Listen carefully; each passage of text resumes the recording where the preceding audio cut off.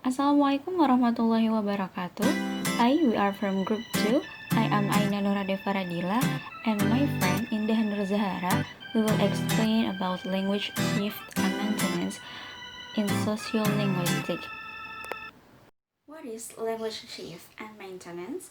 Language shift is the substitution of a language for another as the primary means of communication within a culture. Atau dalam bahasa Indonesianya, language shift ialah penggantian suatu bahasa dari ke bahasa lain dalam sarana komunikasi utama dalam sebuah komunitas. Lalu, language maintenance is the continued use of a language in the face of competition from a regionally and socially more dominant language, atau ialah sebuah usaha dalam melanjutkan penggunaan suatu bahasa dalam menghadapi persaingan bahasa yang lebih dominan baik secara regional ataupun sosial. Language shift in different communities. Language shift atau yang biasa lebih dikenal dengan pergeseran bahasa adalah perpindahan bahasa atau pergantian bahasa di mana oleh komunitas percakapan suatu bahasa ke penutur bahasa yang lainnya. Ini biasa terjadi ketika bahasa suatu masyarakat yang lebih luas atau yang biasa kita sebut dengan kaum mayoritas menggantikan bahasa ibu dari kaum minoritas dari waktu ke waktu.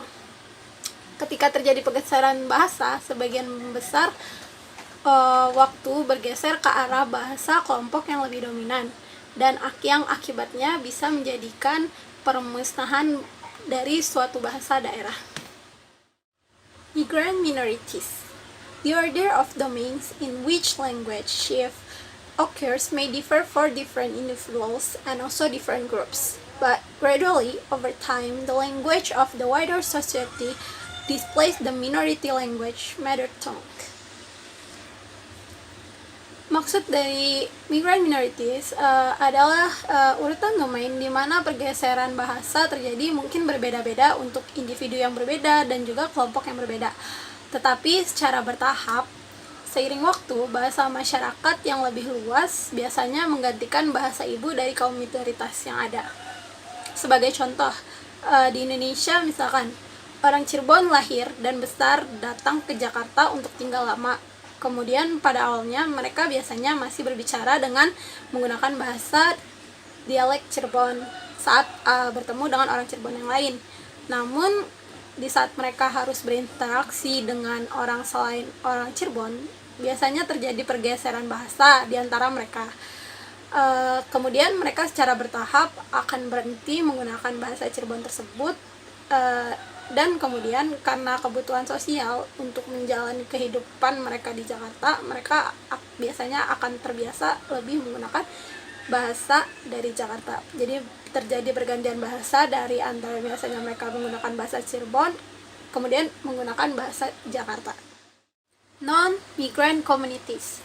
Language shift is not always the result of migration. For this community, the home is the one most under any family's control. Language may be maintained in more domains than just the home.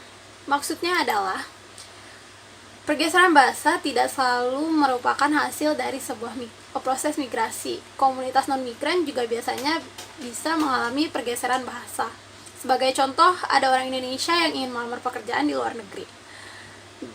Namun salah satu syarat wajibnya adalah bisa berbicara bahasa Inggris. Kemampuan berbicara bahasa Inggris dengan lancar inilah yang akan memberikan Anda pekerjaan yang lebih baik dan juga kehidupan yang lebih baik. Ini menandakan terjadinya perpindahan bahasa di komunitas non-migran dari yang biasanya dia berbicara dalam bahasa Indonesia, kemudian dia belajar berbicara bahasa Inggris dan sehingga dia bisa menguasai bahasa tersebut. What is language death? Language death occurs when the language lost its native speaker, so the language is no longer used by anyone and anywhere. Atau yaitu kemusnahan bahasa atau matinya sebuah bahasa terjadi ketika bahasa tersebut kehilangan penutur aslinya, sehingga Bahasa itu tidak digunakan oleh siapapun dan dimanapun. Seperti contoh, pada tahun 2011, sebuah surat kabar dari Inggris mengatakan jika Ayapaneko atau bahasa asli dari Meksiko terancam punah dikarenakan dua penutur aslinya yang tersisa pada saat itu yang berusia 75 dan 69 tahun menolak untuk berbicara satu sama lain menggunakan bahasa asli mereka. Inilah yang menyebabkan musnahnya bahasa tersebut. Next is language loss. It is usually happen in a person or in a community when they regularly speak in their secondary language rather than their first language, so they might lose some vocabularies and also about the language complexity in their first language. Kehilangan bahasa biasanya terjadi pada seseorang atau sebuah komunitas di mana mereka lebih sering menggunakan bahasa kedua daripada menggunakan bahasa utama mereka di dalam kehidupan sehari-hari. Sehingga mereka lebih banyak kehilangan beberapa kosakata, bahkan sampai pada tahap kehilangan kompleksitas dari bahasa utama mereka. Contohnya terjadi pada seorang gadis berusia 20 tahun bernama Ani. Ia adalah penutur muda bahasa Dirbal, yaitu bahasa asli dari suku aborigin Australia. Ia juga mempelajari bahasa Inggris di sekolahnya dan menggunakan bahasa Inggris sebagai bahasa sehari-hari. Ani memahami bahasa Dirbal tersebut melalui keluarganya atau bahkan komunitas dari suku aslinya. Tetapi pada masanya tidak ada bahan tertulis mengenai bahasa Dirbal sehingga ia tidak bisa mempelajari lebih lanjut mengenai bahasa asli dari sukunya, sehingga pada saat itu ketika ia berbicara dengan neneknya, ia kehilangan beberapa kata, bahkan kurang memahami konteks asli dari bahasanya karena dia tidak terlalu memahami atau tidak terlalu mempelajari mengenai bahasa yang ia gunakan di sukunya atau di komunitasnya. Ini adalah yang dinamakan dari kehilangan bahasa atau. Next is factors contributing to language shift. The first factor is economic, social, and political factor, atau yang lebih kita kenal dengan faktor ekonomi, sosial, dan juga politik, yang diantaranya adalah bahasa dominan yang dikaitkan dengan status sosial dan juga prestis. Yang selanjutnya, memperoleh pekerjaan adalah alasan ekonomi yang jelas untuk mempelajari bahasa lain. Yang terakhir, ada tekanan domain dari kelembagaan seperti sekolah dan juga media. The second one is demographic factors atau faktor demografi. Yang diantaranya adalah pergeseran bahasa biasanya terjadi lebih cepat di daerah perkotaan dibandingkan dengan daerah pedesaan. Lalu ukuran kelompok juga terkadang termasuk dalam faktor kritis terjadinya pergeseran bahasa.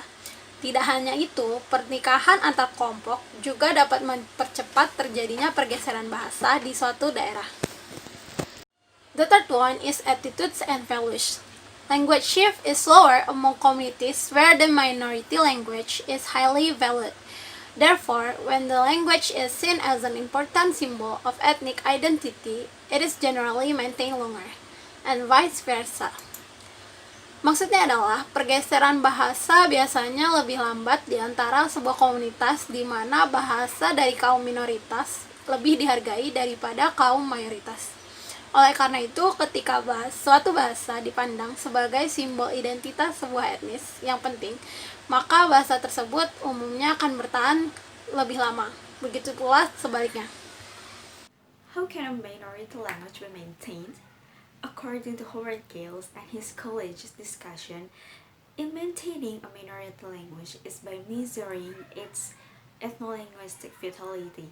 There are three components that are involved in maintaining minority language. The first is the status of the language as indicated by attitudes toward it.